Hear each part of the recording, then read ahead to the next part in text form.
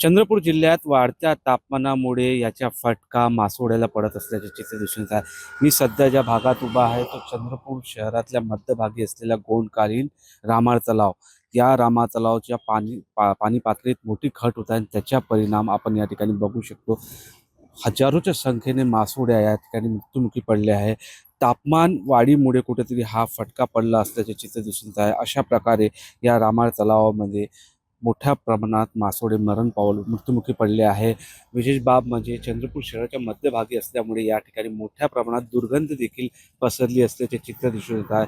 या तापमानाचा इतका मोठा फटका की या पाण्याचा कलरही बदलून गेला आणि या तलावामध्ये ऑक्सिजन लेवल कमी झालं असल्यामुळेही मासोळ्या मेल्याची शक्यता वर्तवली जात आहे. ज्या प्रकारे तापमान वाढलं आहे, माणसाचे देखील अंगाची लाहीलाही होत आहे आणि आता या उष्णतेमुळे कुठेतरी मासोळ्यालाही याचा परिणाम जाणून येत आहे. त्यामुळे मोठ्या प्रमाणात या ठिकाणी चंद्रपूर शहराच्या मध्यभागी असलेल्या रामा तलावातल्या मासोळ्या मृत्युमुखी पडल्या. निलेश जहाट, TV9 मराठी, चंद्रपूर.